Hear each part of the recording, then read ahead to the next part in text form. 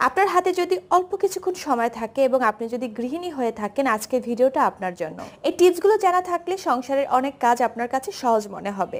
অপচয়ের হাত থেকে আপনার সংসারকে একটু হলেও আপনি বাঁচাতে পারবেন। দর্শক, আজকের ভিডিওটি খুবই গুরুত্বপূর্ণ। আশা করি একটিবার হলেও মনোযোগ সহকারে দেখবেন। আশা করি অনেক বেশি উপকৃত হবেন। আর ভালো লাগলে ভিডিওটি বেশি বেশি করে সবাইকে দেখার সুযোগ করে দিবেন। তাহলে চলুন মূল ভিডিওতে চলে যাই। টিপস নাম্বার 1, এরকম স্পঞ্জ বা মাজনি সবার বাসায় থাকে। এটি দিয়ে অনেক সুন্দর একটি জিনিস তৈরি করে দেখাবো। আমি একটি বোতলের ঢাকনার অংশটুকু কেটে নিয়েছি। ঢাকনার মাপ অনুযায়ী স্পঞ্জটা গোল করে একটু কেটে নিয়েছি, পুরোপুরি কিন্তু কাটিনি, জাস্ট একটু গর্ত করে নিয়েছি। এখন এই দাগের উপরে আমি গ্লু বা গাম দিয়ে দিচ্ছি। এরকম গাম যদি না থাকে তাহলে আপনারা সুপার গ্লু দিয়েও ট্রাই করতে পারেন। এটি আপনারা রান্নাঘরে বা সিঙ্কের কাছে রেখে দিতে পারবেন অনেক দিন, খুব সহজেই নষ্ট হবে না এবং আপনাকে আলাদা করে কোনো লিকুইডও ব্যবহার করতে হবে না। এটা যেন খুব তাড়াতাড়ি খুলে না যায়, এই জন্য আমি এখানে আবারও একটু গ্লু দিয়ে দিচ্ছি। থালা বাসন ওয়াশ করা ডিশ লিকুইডের মধ্যে দিয়ে দিচ্ছি। আর এতটুকু ডিশ লিকুইড দিয়ে আপনারা অনেক দিন ব্যবহার করতে পারবেন, আলাদা করে ডিশ লিকুইড নিতে হবে না। অবশ্যই ঢাকনা দিয়ে ঢেকে দিতে হবে, তা না হলে পড়ে যাবে। অনেক বেশি ফেনা সৃষ্টি হয়। আপনারা যে কোনো থালা বাসন ওয়াশ করতে পারবেন। থালা বাসন ওয়াশ করার সময় আপনার নোংরা থালা বাসনগুলো পানি দিয়ে আগে পরিষ্কার করে তারপর এভাবে ওয়াশ করবেন। তাহলে অনেক বেশি ডিশ লিকুইড কিন্তু আপনার নষ্ট হচ্ছে না, এতে করেও কিন্তু আপনার সাশ্রয় হচ্ছে। রান্নাঘরে সিঙ্কের এক পাশে এটি রেখে দিতে পারেন এবং এটি খুব সহজেই ব্যবহার করতে পারবেন। টিপস নাম্বার 2, চামচ আর এ ধরনের রাবারগুলো দিয়ে একটি দারুণ টিপস শেয়ার করছি। এখন যেটি বানিয়ে দেখাবো এটা আমরা টাকা দিয়ে মার্কেট থেকে কিনি, কিন্তু এটা চামচ দিয়ে খুব সহজেই তৈরি করে ব্যবহার করা যায়। এটা দেখতে অনেক সহজ মনে হলো, তৈরি করাটা কিন্তু খুব সহজ না। আমার হাতের দিকে একটু ভালো করে লক্ষ্য করুন। চামচ উল্টো করে বাঁধছি আর চামচের মাঝখানে আমার আঙ্গুল দেওয়া আছে, একটু ভালো করে লক্ষ্য করুন। চামচের নিচের অংশটা ফাঁকা রাখতে হবে আর এরকম রাবার দিয়ে গিঁট দিতে হবে। তৈরি হয়ে গিয়েছে। আমরা কিন্তু যখন ভাজাভাজির কাজ করি এটি দিয়ে উল্টাতে পারি। আশা করি এখন আর বাজার থেকে কোনো কিছুই কিনতে হবে না, আপনারা এভাবে টুল বানিয়ে বাসায় ব্যবহার করবেন। এতে করেও কিন্তু আপনার সংসারের সাশ্রয় হলো। নিজে কোনো কিছু তৈরি করে ব্যবহার করার মজাই আলাদা, তাই না? অবশ্যই কিন্তু কমেন্ট করে জানাবেন। চলে যাচ্ছি পরবর্তী টিপসে। টিপস নাম্বার 3, মাছ খাওয়ার সময় গলায় কাটা আটকাতেই পারে। গলায় কাটা আটকালে চিন্তার কোনো শেষ নেই। অনেক সময় আমরা আস্ত ভাত গিলে খাই, তারপরও কাটাটা সরে না। কাটাটাকে নরম করার জন্য কুসুম গরম পানির মধ্যে লেবু মিশিয়ে খেতে পারি। কাটা যখন নরম হয়ে যাবে আপনা আপনি সেটা পেটে চলে যাবে। টিপস নাম্বার 4, অনেকের বাসায় চপিং বোর্ড থাকে আর দীর্ঘদিন ব্যবহার করার ফলে সেটা কেমন যেন হয়ে যায়।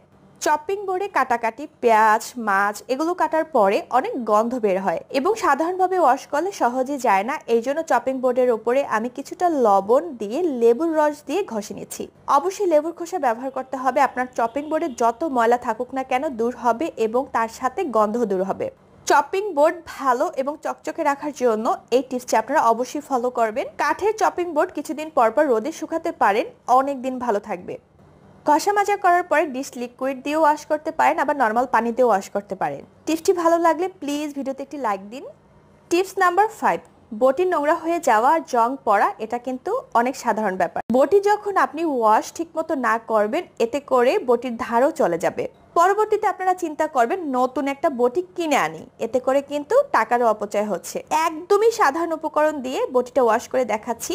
এখানে আমি লবণ দিয়েছি। প্রথমে ছোট লবণটা দিয়েছি যেটা আমি রান্নার কাজে ব্যবহার করি, পরবর্তীতে বড় লবণ দিয়েছি যেটা কম টাকায় কিনতে পাওয়া যায়।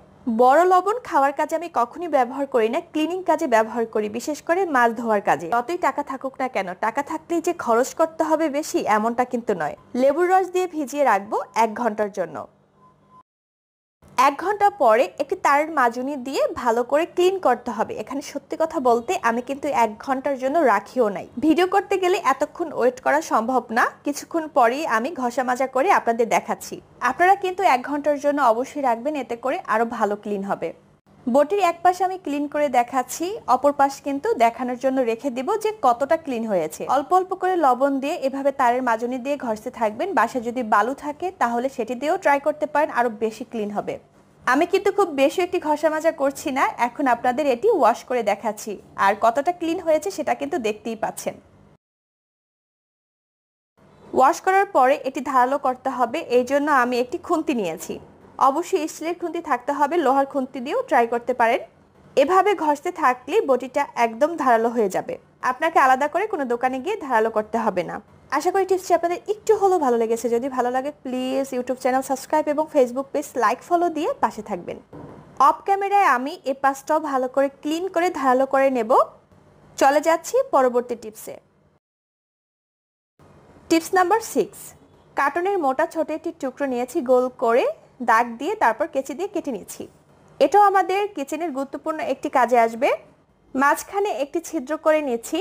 অলরেডি দেখে বুঝতে পেরেছেন এই জিনিসটা দিয়ে আমি কি করব। রান্নাঘরে কিন্তু অনেক পোকামাকড় তেলাপোকা থাকে, এগুলো থেকে রক্ষা পেতে আমরা এই জিনিসটি ব্যবহার করব। শুধু তাই না, হামার দিয়ে যখন আমরা কোনো কিছু থেতলাতে যাই বা গুঁড়ো করতে যাই তখন অনেক বেশি ছিটে।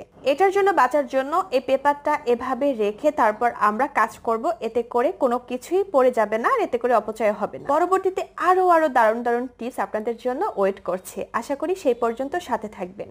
ভালো থাকুন, সুস্থ থাকুন, আল্লাহ হাফেজ।